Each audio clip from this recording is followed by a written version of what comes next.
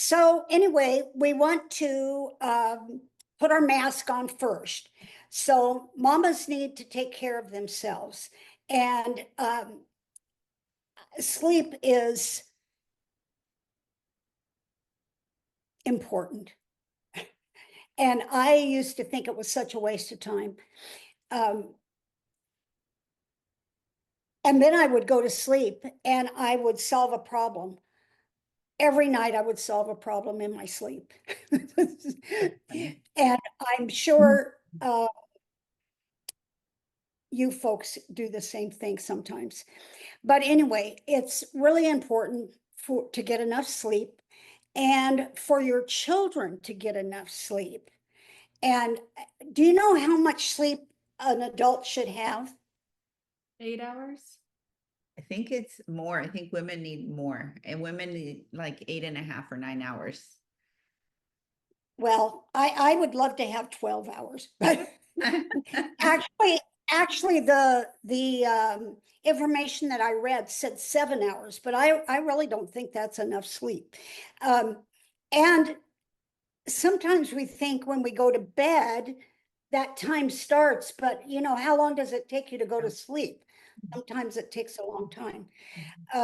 Not me, 2.5 seconds. I'm pretty out too. It's right when my head hits the pillow.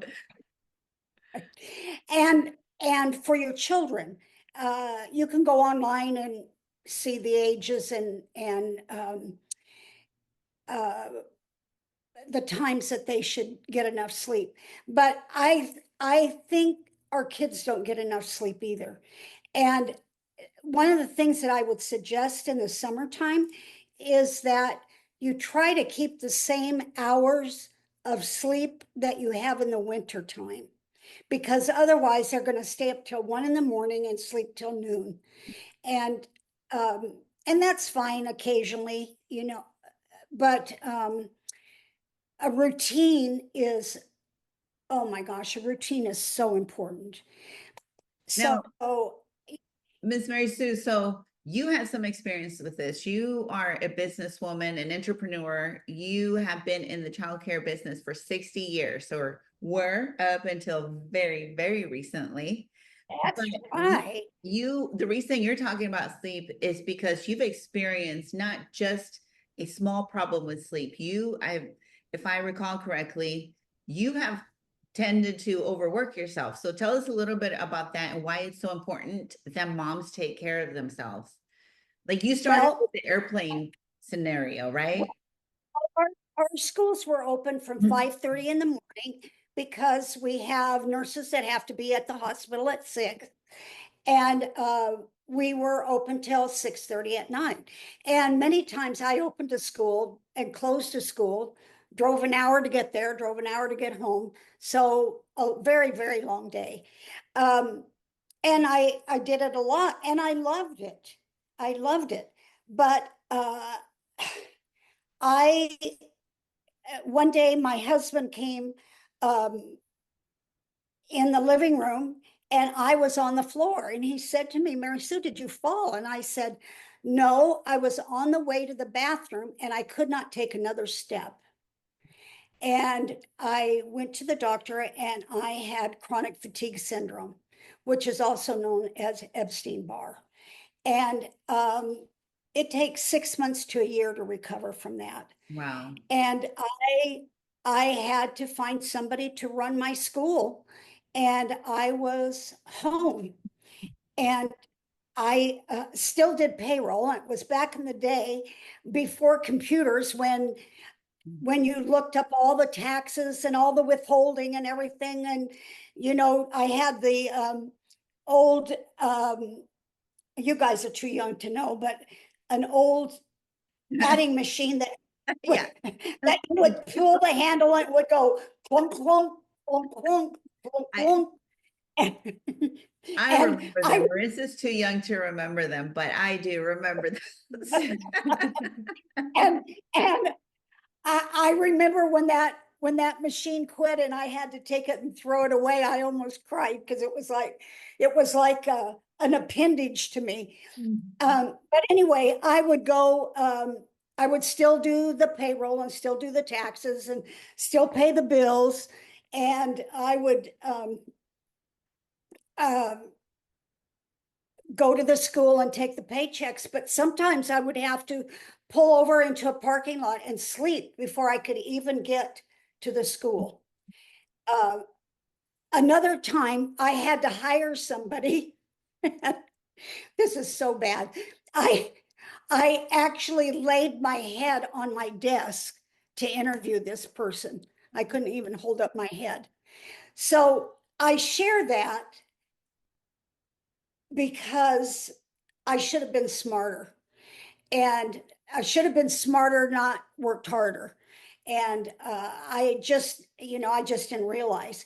And because I love my job and love my work, um, I just, I just did it. And when you're the owner and you know that mortgage, you have to pay it. And Mhm. nobody works like the owner or the, Yep, the person who's responsible. exactly. So anyway, I share that with you to pace yourself and also for your children to get enough sleep. And I know they'll argue with you. One of the things that I would share with you to start when they're really little is to get a timer, just like a little timer, that you wind up. You could use the one on the stove, but it's great to have one that you can carry from room to room. And you give the child a warning. Don't just come in and say, okay, put away your toys, you're going to bed right now. I don't like that. And your child doesn't like that. And so what happens is you say, in 5 minutes, we're going to clean up. Well, you forget, and 20 minutes later, you say, oh, your 5 minutes is up. So they think 5 minutes is a long time. And Yeah. then the next day, your 5 minutes is maybe 2 minutes. So if you have a timer, it helps you regulate yourself, regulate the child. And my children have grown up with fairly good time management skills. And I think a lot of that is from their timer. I think that's a really, really great tip. We actually do that more. That was one of the things that I learned being married to Josh. And actually, while we're here, I would love to introduce you, Miss Mary Sue Watson, near and dear to my heart, not only as one of the most experienced and childhood development expert, but also as my mother-in-law, the best mother-in-law in the world. And Oh, you are so kind. well, I am very serious, but also just knowing how you raised Josh is so encouraging to me. And that's why I feel like I ask you a bunch of questions concerning our kids, because I trust in the all your knowledge and experience that you've had as a mother, but also as in the role that you've been in. I mean, you for 60 years, you have helped raise other people's children as well as your own. So that's an incredible aspect. And I mean, genuinely, you gave us your bio, and I know a lot about you, but when you gave me your bio, I was so blown away of the level of experience and knowledge that you have on child development that I don't even think that I could give you a proper introduction. But as working moms, the reason that we thought your input here was so valuable is because as a working parent, a working mom, this is not a thing that taking our kids to daycare or some type of care, it's not it's not a desire, it's an essential need. And we're all going to have to go through this process. And how much better to have the knowledge of what to ask and the things that we're going to go through than from somebody like yourself that was in this pretty much your entire life. So I do know that you were in childcare development for over 60 years, and that you had 10 different schools of child daycares. And I think you founded your first school in 1971, correct? When Right. Long before any of you were born. pretty close. You Yeah. were of my kids. Yes, that's true. So tell us a little bit about your background. I understand essentially on your bio, but I don't think that I could really give you the proper introduction.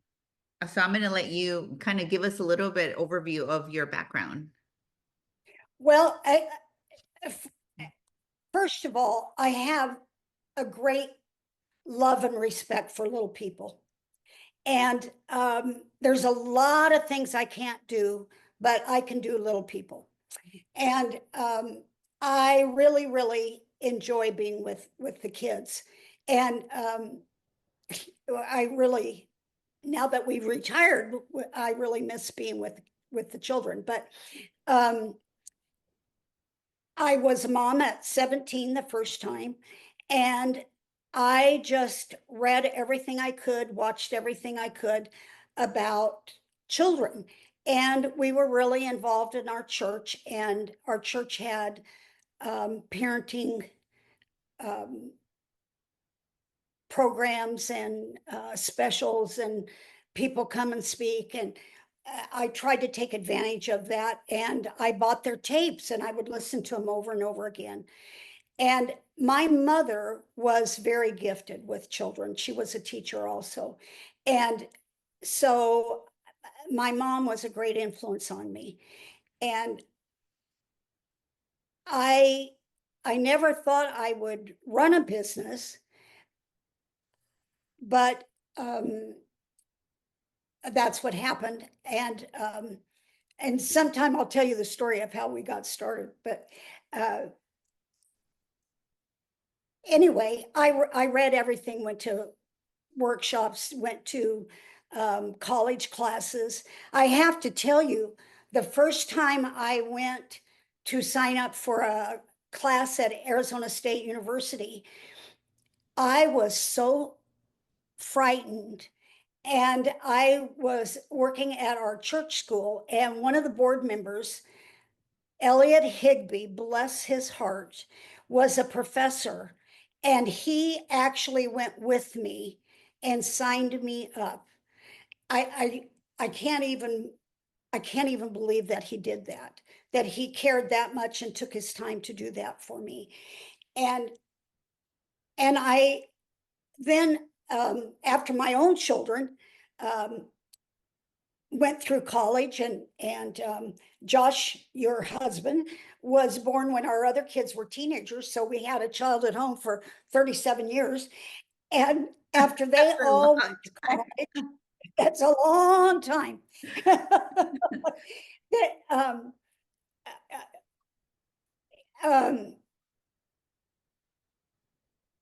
after they all went to college, and we had Grandpa with us who had Alzheimer's, and he went to see Wow. Jesus.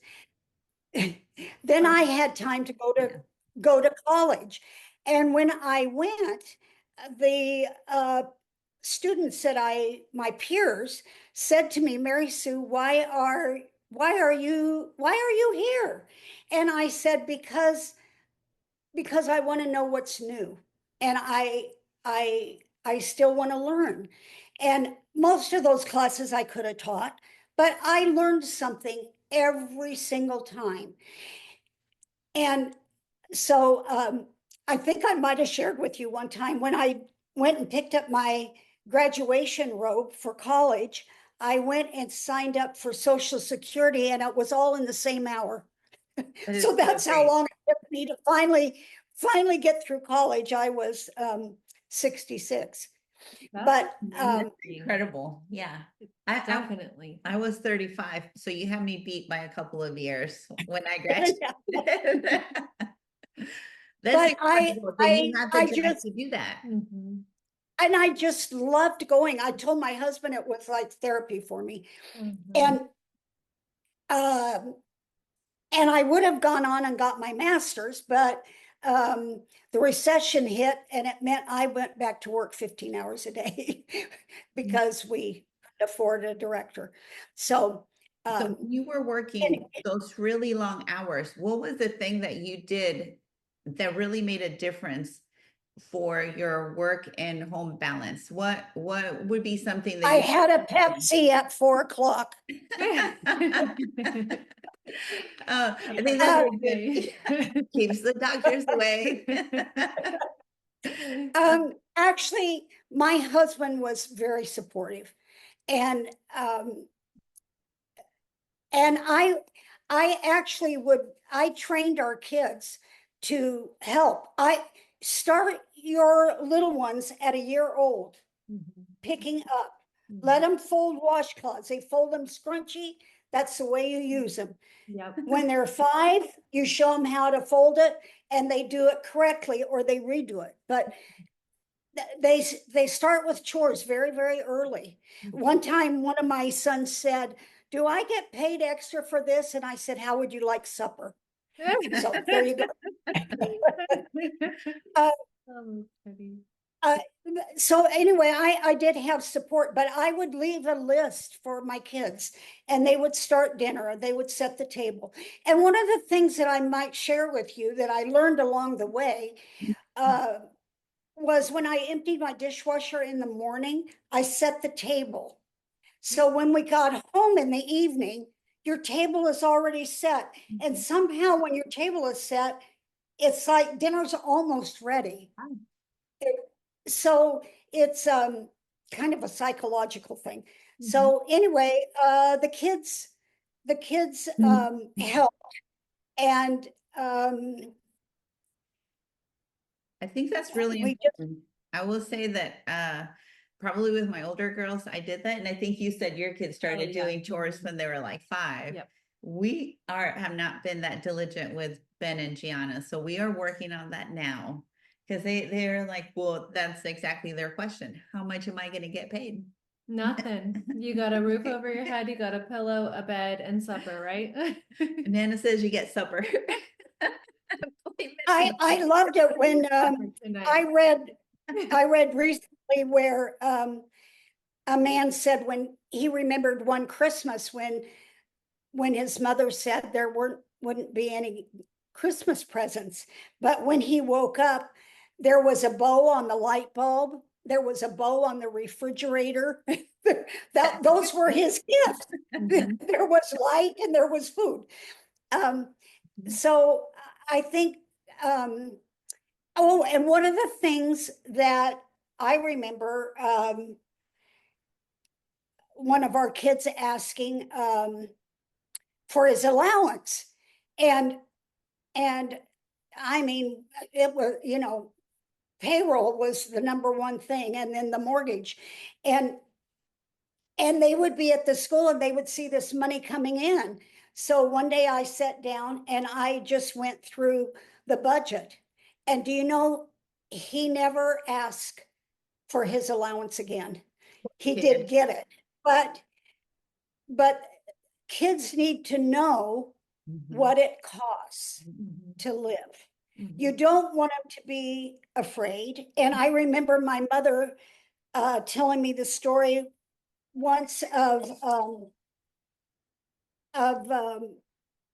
it was called Mama's Bank Account. And where the mama always said, well, I'll have to check the bank account. Yep, there's money in there, but we're going to save it for such and such. Well, there really wasn't money in there, but you want your kids to feel secure. But they also need to know that everything has a cost. Everything has a cost. And if you have employees, it's important that they know everything has a cost. Right. But let's talk about how you find a childcare center. And number one, don't feel guilty that you're leaving your little one. Oh, mamas feel so guilty. And I think you feel guilty, even more guilty if you choose to work.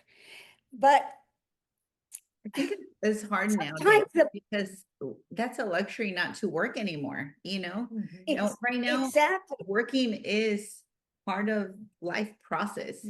I mean, very few people are lucky enough to be able to have that choice, whether they want to or can afford to work or not work. I think right now is Correct. almost a requirement. So it's Right. so important to feel comfortable about the leaving process, because that's the hardest part, is leaving your kids. Oh, it is so hard. I understand that so well. But number one, you have to come to terms with it, because if mama doesn't feel comfortable, that child is never going to adjust. So you need, what I would recommend first is you call some centers, have your questions all written out and write down the answers, because pretty soon you're going to get them all mixed up. What this one charges and what that one charges. And remember, you get what you pay for. However, if you can't afford to buy milk because you're paying so much for childcare, then that's not the right program for you.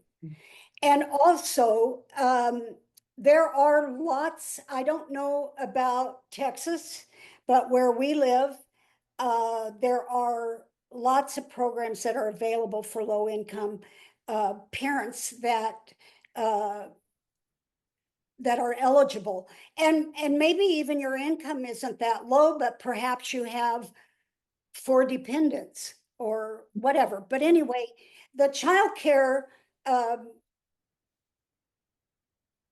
family community should be able to help you. And I always tell mamas, you know, if you qualify for it, you pay taxes, you need to take advantage of it. So And someday you're gonna pass it on to somebody else. So find out about what you might qualify for. But I wouldn't ask the first thing about cost. I mean, maybe that's your most important thing, so maybe you would ask that. But you want to know what happens when your little one is sick. You want to know that nobody else is going to pick up your child. What is their process? If a parent calls in and says somebody else is going to pick up, what we do is we always call that parent back and make sure that was the parent that called us.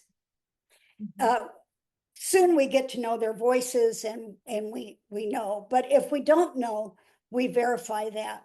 We check, tell them to bring ID, because if they don't have any ID, we will not release the child. And they need to put it in writing. You want to know about academics, yeah. even with infants. I apologize. Even with infants, we start with developmental. Talk to your babies. Oh my goodness, talk. Doesn't matter what you say, but have a smile and be upbeat. Your baby will learn to smile and jabber right back at you. Read to your children. Oh my goodness, start when they're in your tummy, because you know, when they're out of your tummy, they recognize your voice. They also will recognize the music you've been playing to them. So what kind of questions should we be like, oh no, oh no. We saw that look, It makes a Marissa. lot of sense now. So how do we find out what are the right questions to ask the daycare centers? Because I feel that, you know, when we're going through that information, what is it that we should be asking them? Well, you want to know, do they have a certain curriculum? And if you don't know anything about early childhood and haven't read anything, when they tell you something, you won't even know if it's something appropriate or not. But it doesn't have to be anything formal. You know, children learn through play. One of the highest form of intelligence is problem solving. Well, you know what doing puzzles are? Problem solving. You know what playing in the block corner, building that foundation? problem solving. In the You didn't see. housekeeping corner. I did not do puzzles. I don't do puzzles very well either. I can do the edges. You can tell. I knew it was like she's never worked on. You want to find out about meals. Do they provide meals? Are they part of the federal food program? If they're part of the federal food program, there are certain guidelines, nutrition guidelines. So if they're part of that, you know pretty much their meals are planned well. They also get audited, so that's a good thing to know. You want to know who licenses them, and do they belong to any kind of professional organization? Texas has a really great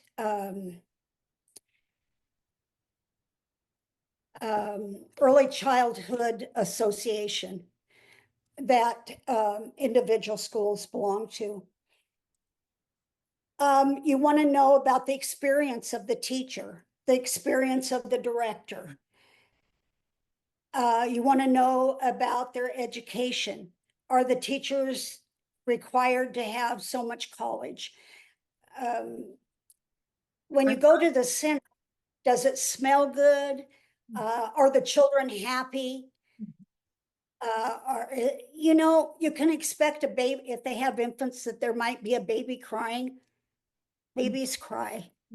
But if the 2-year-old is crying and crying and crying, and the teacher's not addressing that little one's needs, then that might be a red flag.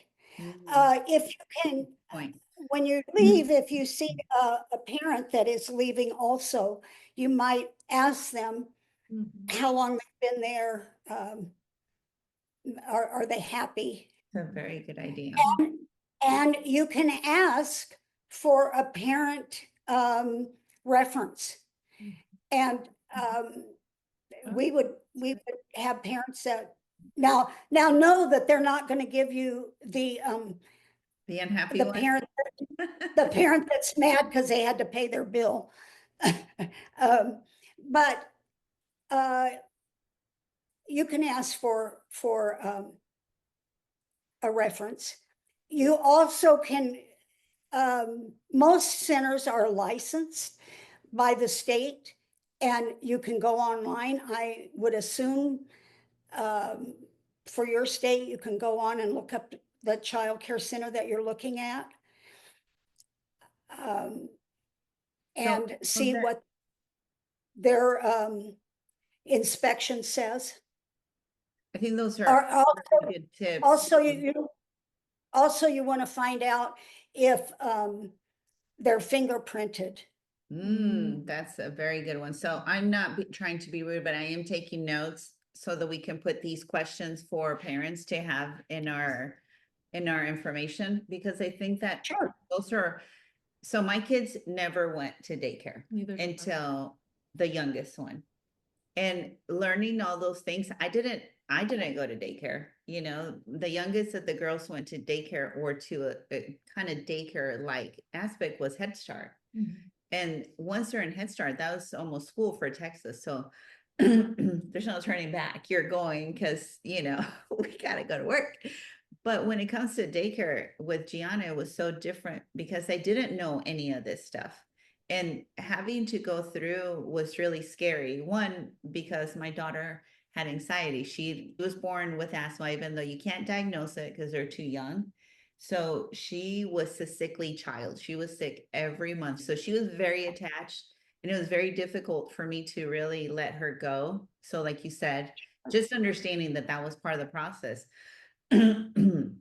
And then after that, really, I didn't know what to look for. I didn't know how to vet any of these places. It really was based on cost. And now that I know better, I know that there was other places that cost the same. But One of the things to ask if they have cameras in their room. And in this day and age, I think most childcare centers have For sure. cameras. And,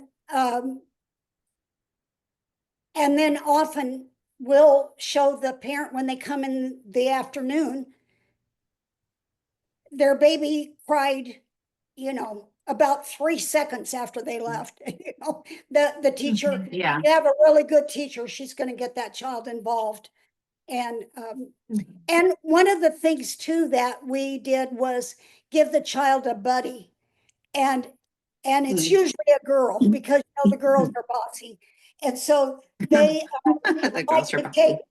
they like to take over the new child and show them where the doll corner is and where the bathroom is, and you know how to push in their chair, and so that gives, and we even do that with the 1-year-olds. It's amazing, they know all of that. Wow, that's incredible. Yeah. That is really incredible. So much information, so many different aspects to consider when thinking about taking your child to daycare. And it can be a scary process. So we're so grateful to have you and for all the information that you've given us. And as you know, from the mom's perspective, from the daycare director that you were for dozens of years, like we appreciate you taking your time to do this. So because Also, I just add one thing. Do they welcome your calls? I will always tell mom, you have to feel comfortable with us before you leave your child. And then please leave quickly, because the longer you stay, the more your baby cries, then you're crying, and then I'm crying, we're all crying. So, so leave quickly and call me as many times during the day as you want. And I'll be really honest with you about how your little one's doing. And at the end of the day, I'll show you a video of how your little one did. Now, the next day, they may cry again. Also, I tell the parent, when you come, your child, when they see you, they may cry. And I don't know why that is, but you know, when you go to the airport and you see somebody and you cry, I guess that's it. I don't Tears know. of joy. I cry when I see Gloria coming. every time. Oh, But- she's here. And here I I go. thought she'd never come back. But Um, anyway, you just have to feel really comfortable, and you just keep asking those questions. You'll get a feeling in your gut. Yeah, absolutely. Well, we were very happy with the way that it ended up for Gianna. She found one lady to attach to, and the lady actually stayed for 2 years after her retirement or maybe a year.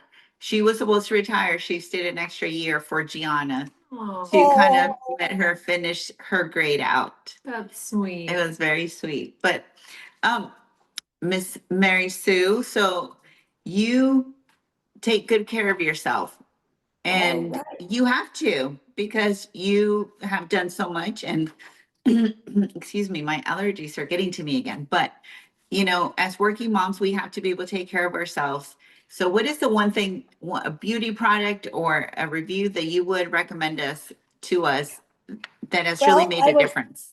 I was going to recommend 2 things. This I wanted to show you is Blisters Be Gone. You know, we're going without nylons. It's like, we don't advertise. Is that what it's doing? I think it's because it's too close to the camera. Put it close to your face because it's trying to keep you, no, it's trying to keep you in focus. So it's out of focusing the other thing. So keep it closer to your face so we can see it. There you go. Yeah. And we'll put a link to it.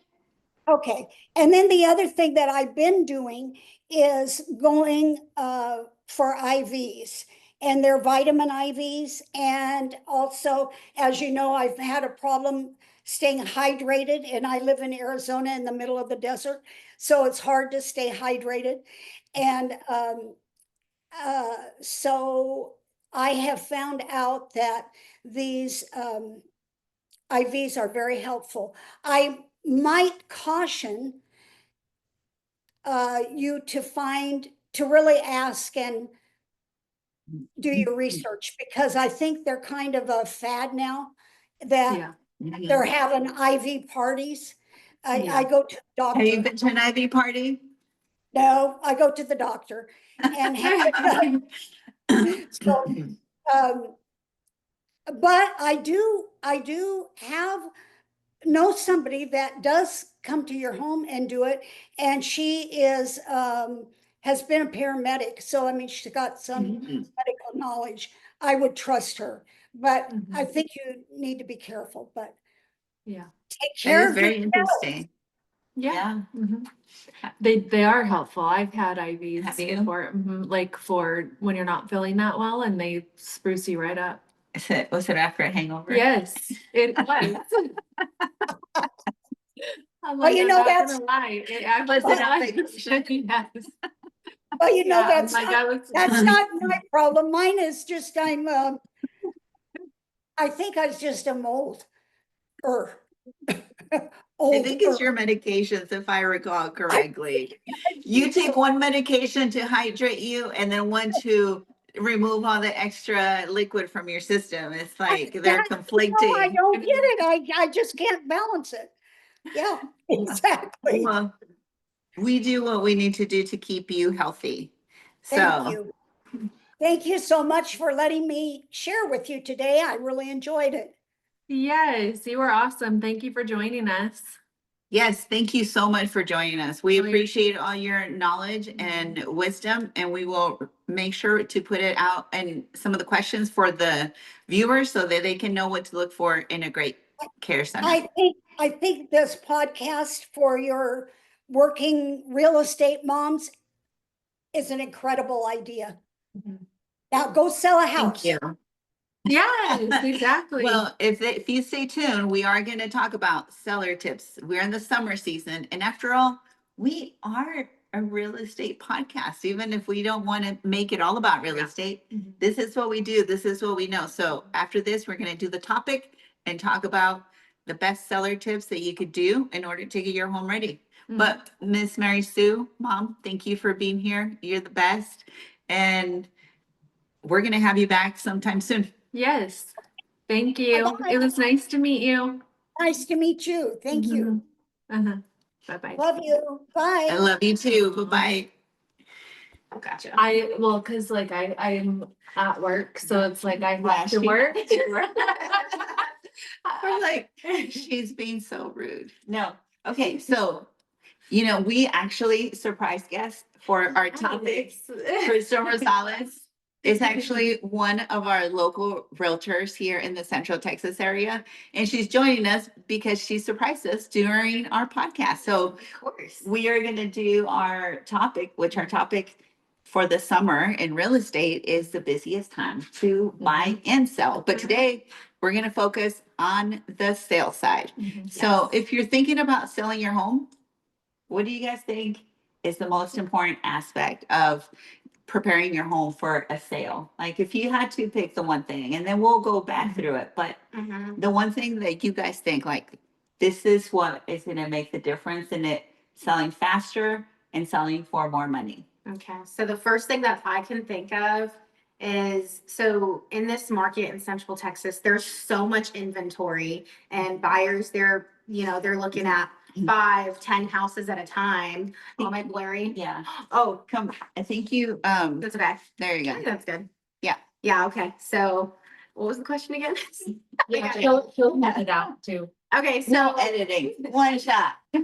I think one of the most important things when selling your house in this market is making sure that it's showcase ready, because there's buyers looking at like 8 or 10 houses at a time. Yeah.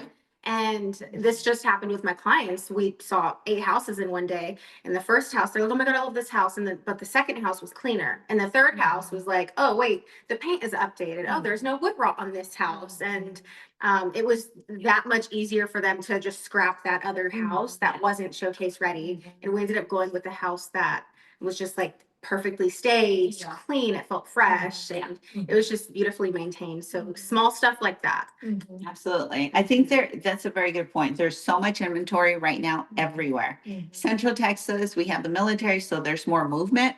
But the reality is that almost anywhere you go around the country, there's so much inventory because so many people have been holding off from buying. Yeah. So you, as a seller, have so much competition, not to mention you have Marissa here. She's like your Yes. biggest competitor. Mhm. You know, like right now, we're in a model home. And if you can even look behind us, the first thing you notice isn't the brand newness of this house. The first thing you notice is how beautifully designed and staged this house is.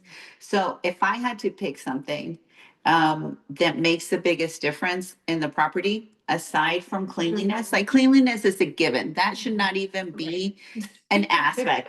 But it is so Yeah. many times you walk into a house and there's like, it smells like cat pee, Mhm. or it looks messy. Mhm. So that's a given. But to me, I think staging a property goes the furthest Yeah.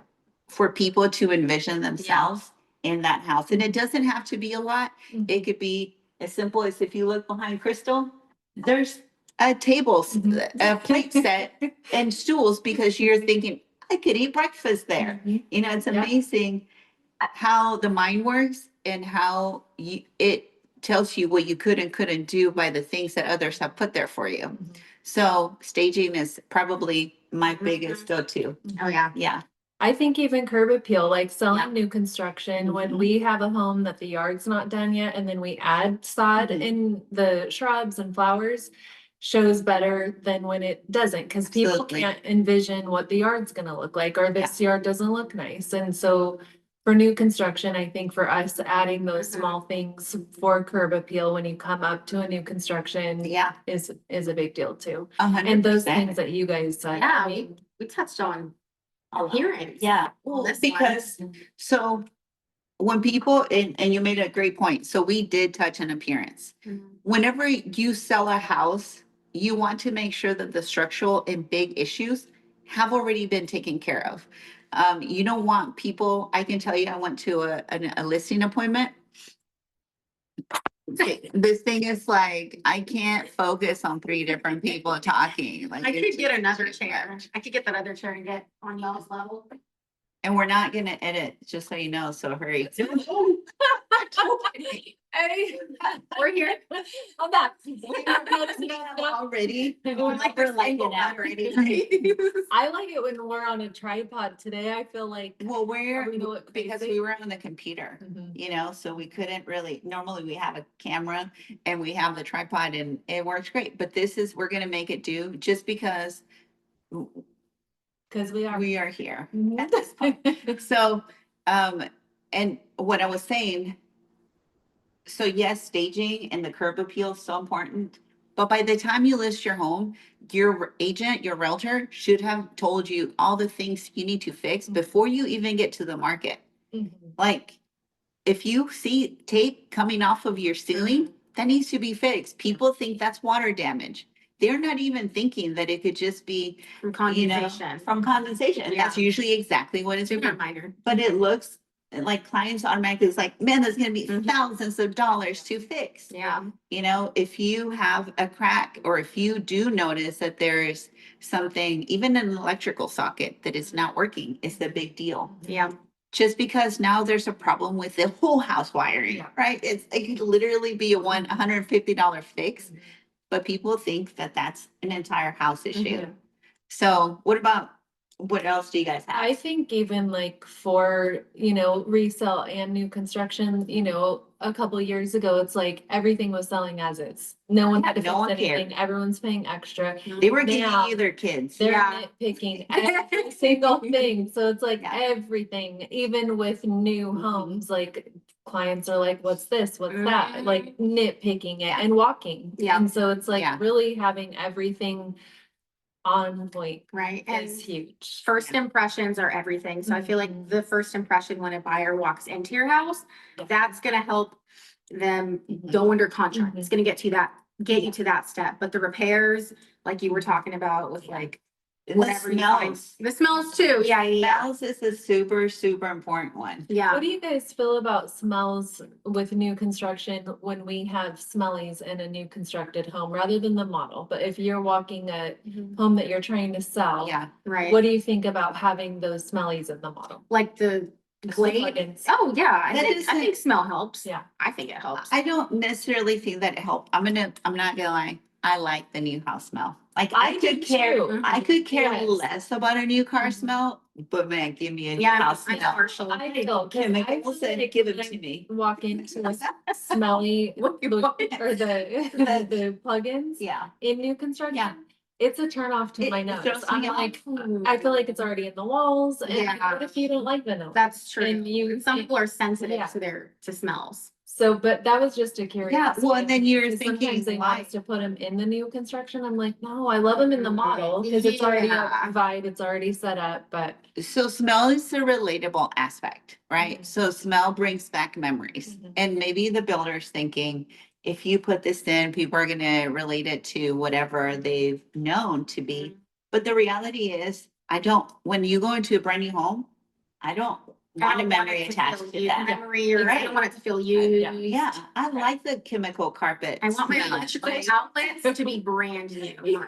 I love my house to It's the new paint smell. I Yes. like it. I love new Yeah. paint smell. Did you know you guys can get your paint to smell like a scent? Like they put No, scents in paint. I need that. So how is? From where? I think like Home Depot has it, or maybe even Sherwin-Williams. I've seen it in different I places. always wanted to be those people who you walk into their house and they're like, oh my goodness, this house smells so good. It's Yeah. like, Exactly. what are you using? Yeah, fabuloso. It's bleach.